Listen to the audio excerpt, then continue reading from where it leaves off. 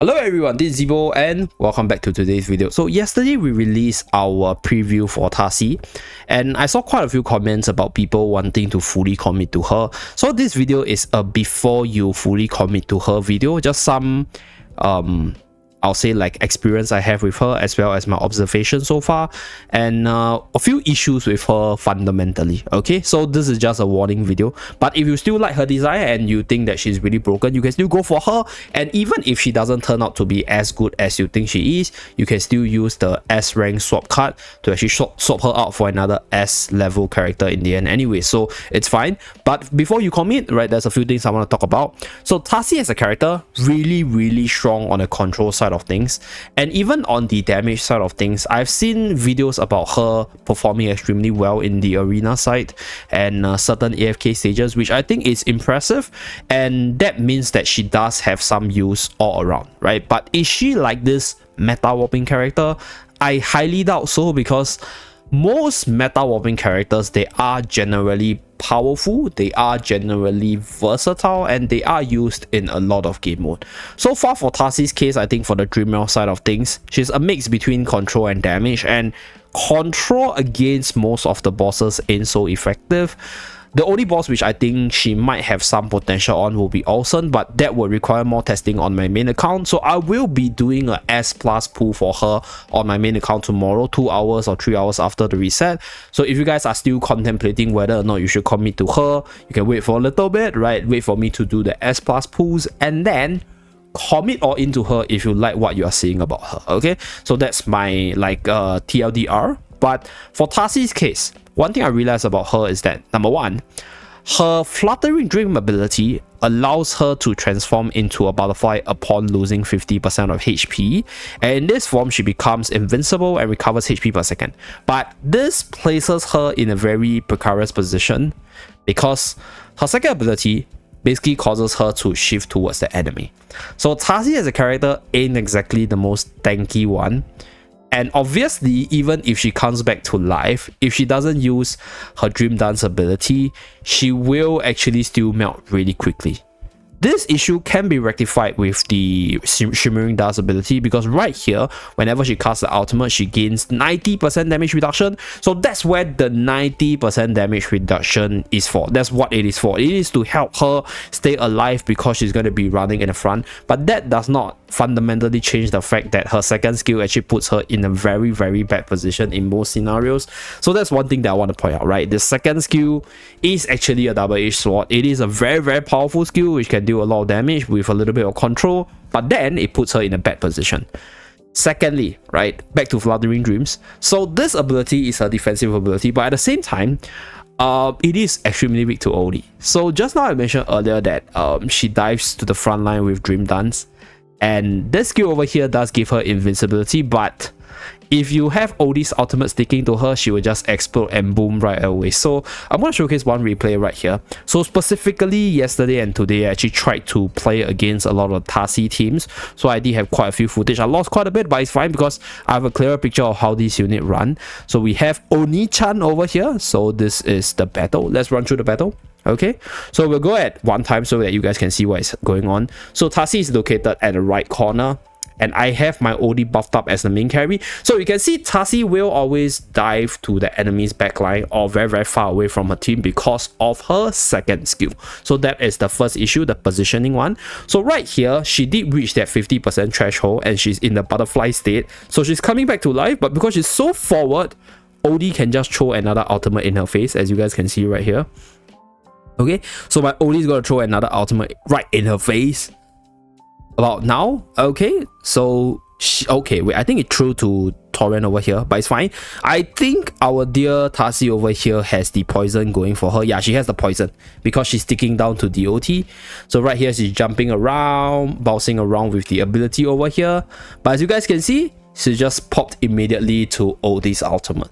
So this third skill over here is pretty effective against most units, but might not be that effective against some of the more commonly used and meta arena characters that can just insta-kill her. So that's another point that you might want to consider, because Tasi is probably gonna be used mostly as a PvP character. So right here we have another victory against Tasi Supreme Plus as well.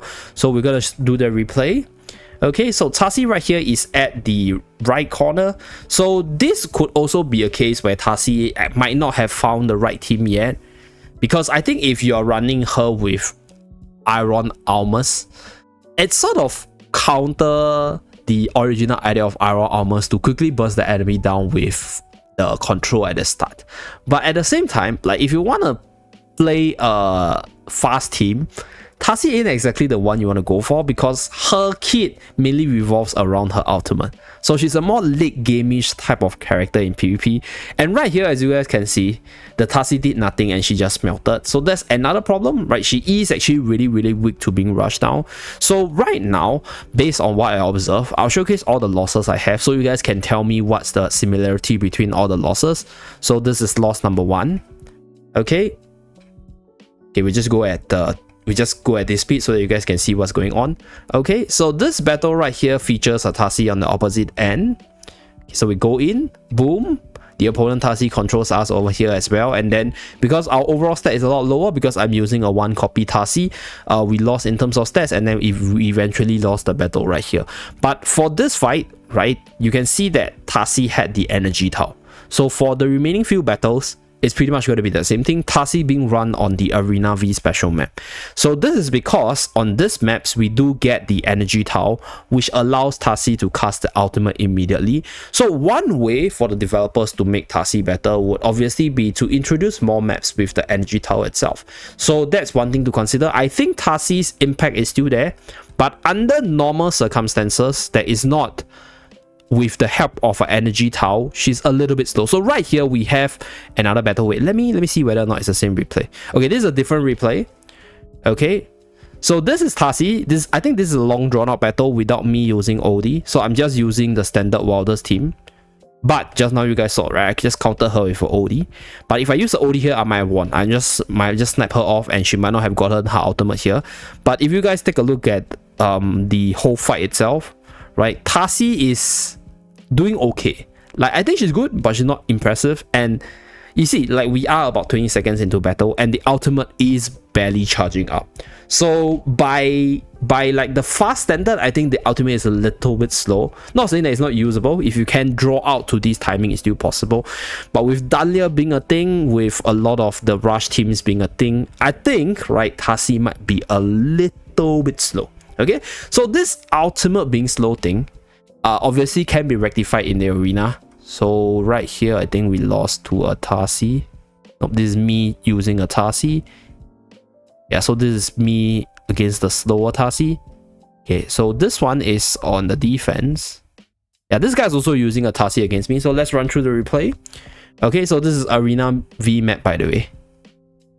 Okay, so right here, I think on this map, this is probably the best defense map for normal arena for Tasi because of the ability to just cast the ultimate and her getting her EX weapon power up based off the orange ball. But you can still see that Tasi is relatively frail.